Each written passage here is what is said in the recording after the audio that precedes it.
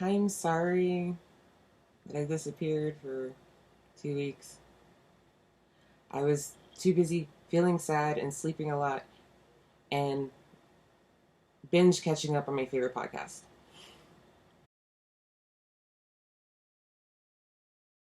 So, yeah, haven't been feeling that great. It happens.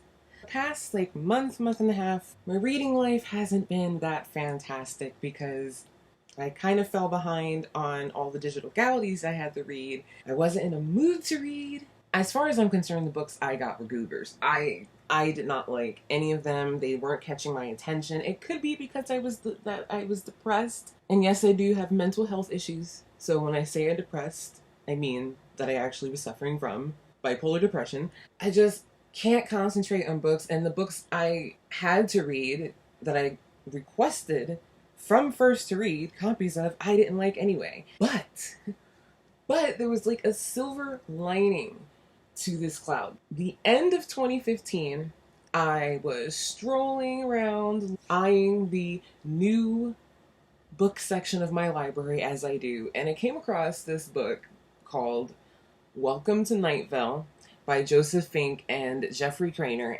I was drawn in by the cover, as many are. Apparently, this book was based on a podcast that I have never heard of before in my life.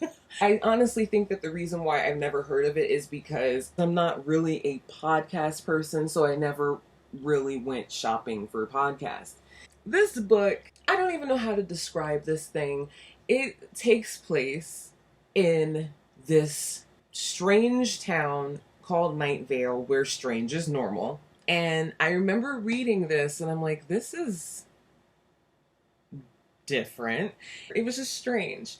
At first I said, is this an inside thing? Is this the kind of thing I'm not going to understand from not reading the podcast? And as someone who is completely caught up on the podcast, no. The book does reference some things that you hear in the podcast, but Night Vale is such a strange world anyway. I really don't think it makes a difference if you listen to the podcast or not. It's more of a standalone thing. It takes place in not Night Vale, but it's a different story. But you're always going to feel like you're missing something. The way Night Vale is narrated in general, it's narrated as if everything that's strange is normal, so you should have already known this stuff. I was intrigued enough by the book to check out the podcast. I didn't know how this podcast was going to be executed, and sometimes my attention span is worse when it comes to trying to listen to something. And I ended up getting hooked from the beginning. Welcome to Night Vale is presented as a radio show. So you, the listener, are the listening audience of this show. You have Cecil Palmer, who is the main character of Welcome to Night Vale, and he is the host of the radio show, and he is basically the narrator for the town of Night Vale.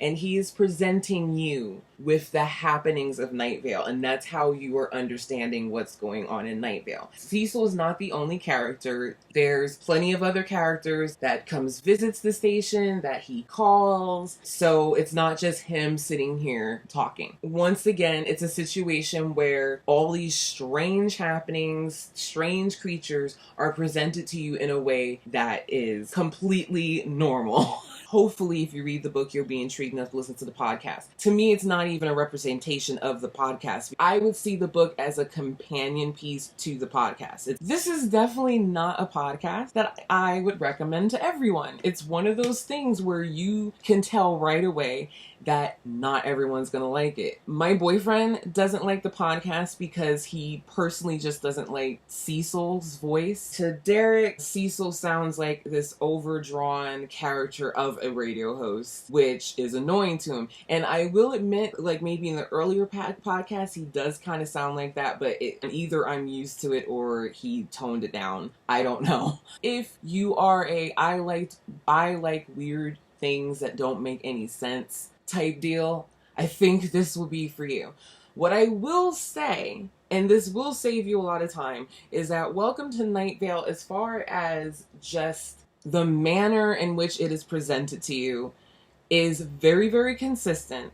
If you listen to the first episode, and I do recommend starting from the beginning. If you listen to the first episode and you are just sitting here and you're thinking, this is the dumbest thing I ever heard of, I do not like this, what the heck is this? Someone please give me acid to pour in my ears. Then I can say with confidence that there's really no need for you to try to listen to any more episodes to see if it gets better. I know that sometimes we will read a book and it's dragging in the beginning and we say, let's give it maybe 50 more pages or something, and we're actually rewarded by that and it gets better, and next thing you know we can't put it down. Or sometimes somebody will recommend a TV show to us and we start watching it on Netflix or Hulu, and maybe the first episode we're kind of like and we decide to give it a chance, watch another episode, and then it actually warms up to us.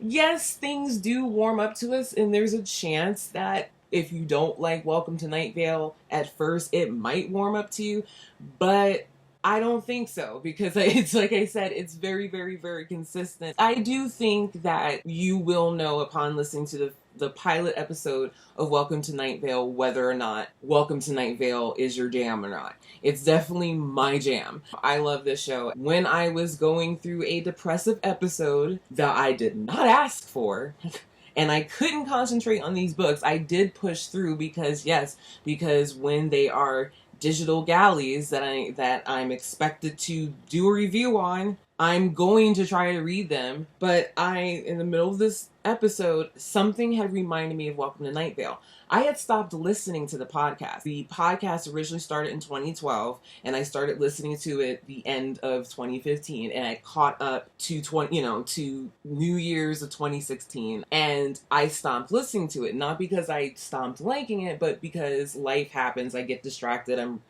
books, and my dog, and friends, and books.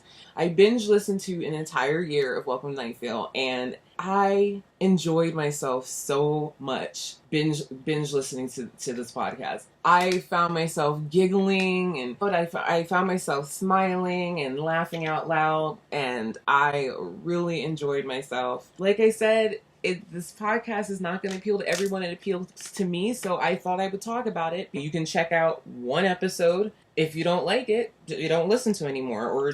And just to be a geeky name dropper, Will Wheaton has been on the podcast. Felicia Day has been on the podcast. Mara Wilson has been on the podcast. So I had a lot of fun. So I just thought I would talk about something, sit down and talk, and recommend Welcome to Night Vale, the book, but mostly the podcast, and warning you that it's weird. It's a weird podcast. It's in other bookish type news. As I mentioned in the beginning of this video, like I said, it could have possibly been my mood, but I haven't read anything that I enjoyed since Gwendy's Button Box by Stephen King, which I did talk about. Yes, my concentration was kind of wonky, but when you put down a book and you dread picking it back up, you think about the book and you're like, ugh, it's probably the book. It's probably not you.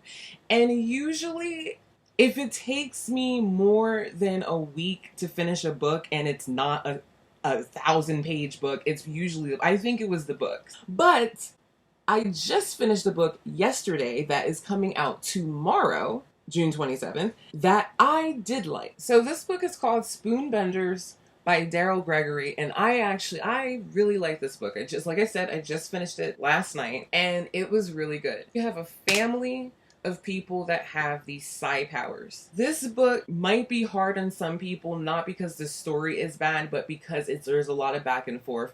First of all, it follows, there's 5 different narratives. It goes back and forth between 5 members of the family, but there's also flashbacks. Usually, if a book follows more than like 3 people, it gets a little wonky for me. But I actually had no problem with this book. I think the book caught my interest enough that I could get past the fact that it was following 5 people and it kept flipping back from past to present. First of all, I will say that nothing in this book is what it seems. You think you know what's up, and you find out, no, you really don't know. You don't know at all what's up. So you are given this backstory that you had this amazing family that was on television, and this skeptic ruined their lives and completely debunked them and showed them to be a bunch of con people, which the head of the family is. He admittedly doesn't have any powers, but his family legitimately does. His wife, who was an astral traveler, died a year later, and then 20 something years later you have the present. I mean, you have all these things going on. Each character has something completely different going on, but you have one of the younger members of this family, the grandson of Maureen, the character that passed away, who was born after she passed away, finding out that he also can astral project. It's just, you have all these different things going on, and you have one person who seems like he's preparing for the apocalypse, and like the end of the world's coming, and you have one character who seemingly ashamed of the family's powers, and she's hoping that her son, the grandson of Maureen, never shows any powers. You have Frankie, who's another child of Maureen, who owes money to the mob, thinks that his powers disappeared, but he's hoping that his nephew, the grandchild of Maureen, who's suddenly realizing that he has these astral projection powers, he's hoping that he can help him basically rob someone's bank. And it's just insane. But it all comes full circle. If you have the patience for the switching narrative and the flashbacks, I think you might like it. In current Bookish news, I am in the middle of reading a book called Hear Me Sing, Book 1 by Rivka A. Edery, licensed clinical social worker. It is a book of poetry. I could not resist this book. Well, I could, but I didn't want to resist it. And this is called This Is What a Librarian Looks Like. It's the kind of book that has a lot of photos and the story behind it. And I always call those coffee table books.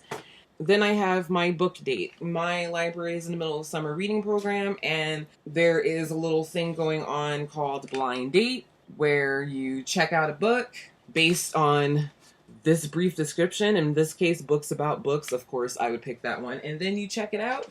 Then you write a review. And then you get a raffle ticket for writing that review. So, and you get a raffle ticket for finishing the book, because that's how the adult part of the summer reading program. This is really 30 minutes. Why do you guys let me go on for so long? What's wrong with you? So, this one is, this is Mr. Penumbra's 24-Hour Bookstore by Robin Sloan. And the book that I am reading next, as far as my first to read, Digital Galley Q, is a non-fiction book, and it's called Reading with Patrick, a teacher, a student, and a life-changing friendship by Michelle Zhuao. And that will be released July 11th. I have a little bit of time. It should never take me longer than a week to read a book. Usually if it does, something's wrong. I'm sorry I was away, but you really don't want to see me making a vlog like this. And I could, if that's what you want to see, but I don't think anybody needs to see that.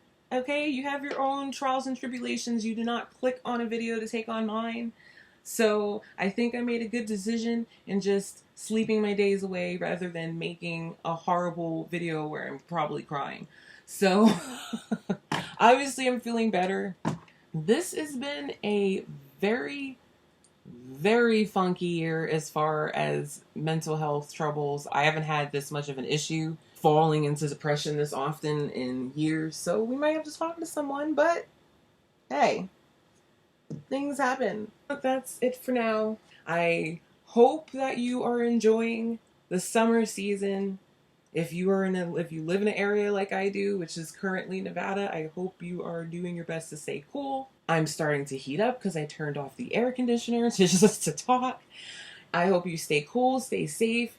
Happy reading, happy listening if you listen to podcasts, and I hopefully will see you in under 2 weeks. Bye.